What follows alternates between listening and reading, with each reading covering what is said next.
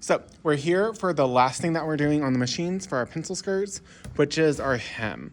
So then after that, we just have to do our hook and eye and a hand tack and then a final press, and our skirt is finished. So while I was over there, because if you notice how like it even wants to stay like that nice and flat from that pressing and after that understitching, while I was over there, I went ahead and pressed in my hem. You can do any type of hem you want. You can also do your own measurements. So I chose to do a double fold hem. So that way I have that and I don't have any raw edges. Remember, if you do a single fold hem, that you'll need to start by serging the whole bottom and then pressing that up.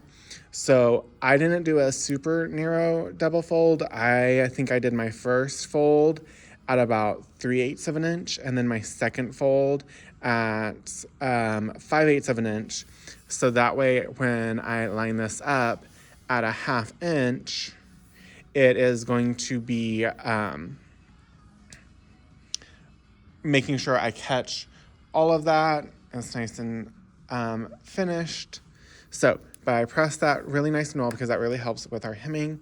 And so you don't have to do this. I just find it's easier, especially if you ever end up where you get into like bigger projects, to start on side seams, because then you know how many seams I have. So I know I have 3 seams. And so if you get lost, you can just kind of count and know how many you have left. So I'm actually going to start kind of like in this back seam. Actually, no, I am going to start on a side seam. So I also usually like to do a side seam because then if there is like a little bulk, it's a little less noticeable on the side usually than the back. So our back, it definitely would have, since we have kind of like a statement piece with our metal zipper, it would have drawn our eye to that. So I have my nice pressed hem, and remember I'm still wanting that to be open. So I'm going to get this lined up, and it is based on whatever measurements you did for your hem. So some people do like wider hems, all like it is whatever you want to do. So you can kind of play around with that. You can do a single fold, a double fold, whatever you want, whatever you prefer. I personally just find it easier to do double fold hems because I really don't like sewing a circle on the serger. So for me, I personally find it easier, but I also know other people find it easier to do that, and that's what they prefer. Either way is valid, pretty much, as long as we do not have a raw edge exposed. So both of these accomplishes that. So once you will see this stitching, because we are sewing with the machine, we're not going in and doing any like blind hemming by hand. So that is what you would see on this. If you're wanting this to be a super polished, like if you're using a really nice high quality fabric and you're wanting this to be very dressy, you would want to go in and hand stitch this. And so you would probably want to do this double fold technique and hand stitch that. Like if you're using like a really expensive like wool or something and wanted this to be a very polished and not even see that. And then don't forget to backstitch, and remember that we are at 12 SPI.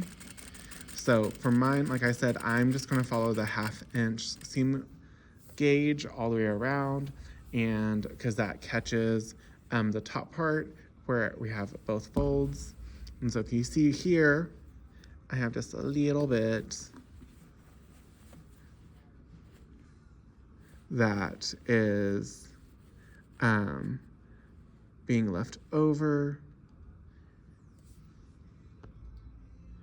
and that is what we want. Like we don't want this hem to be all the way up here.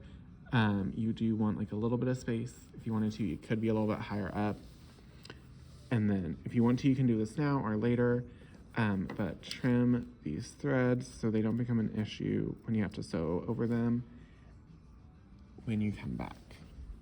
Some people like to leave the threads until a little bit closer, because that's another trick that some people use when you don't have contrasting threads. So remember, right now, like I have black thread on so that it's easier to see on the screen on the white fabric or the cream colored fabric.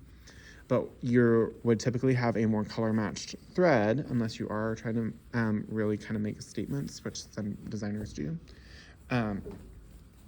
So then it could start to blend in more. And so that's actually why some people leave the tails until they get closer, because that's another trick that some people use, like how I count the seams.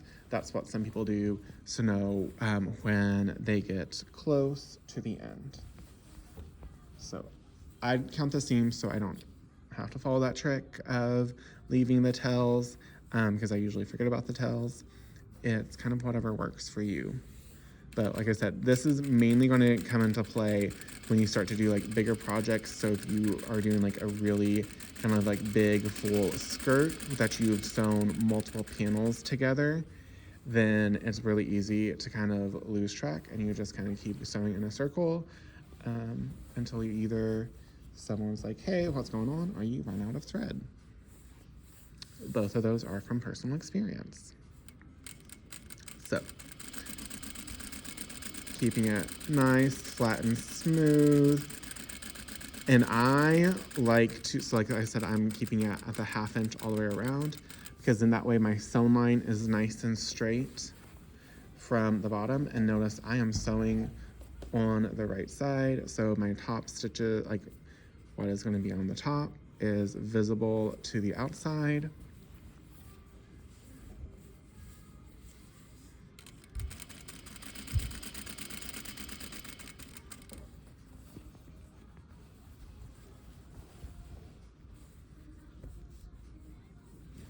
And then as I need to, I'm just kind of like slowing or stopping down and readjusting.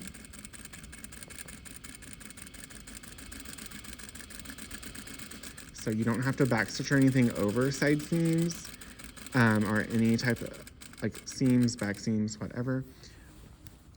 I once again just use that to count.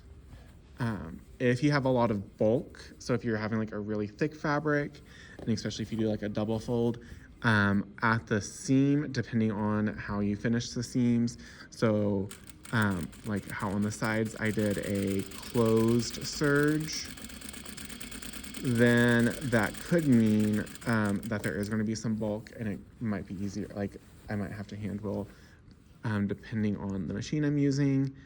That is where some of these other accessories and stuff come into play, but usually an easiest way around that without having to change anything is to just hand roll over that, and you can kind of get through that bulk on, especially on residential machines.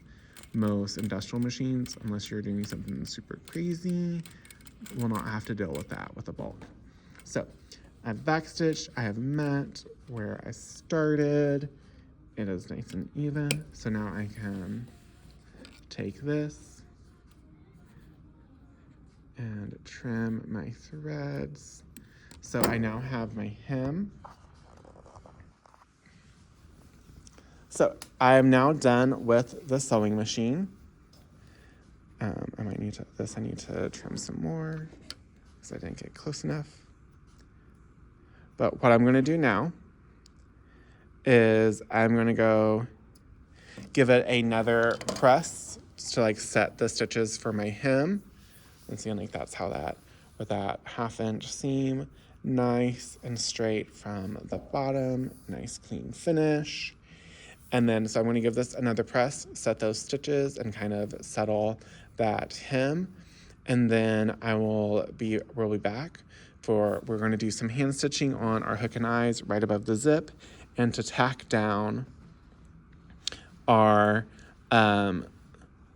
facing to our skirt. So that's our last steps, is those little hand stitches, and we are done with our pencil skirt, and you have fully made a pencil skirt. Yay, we're almost there.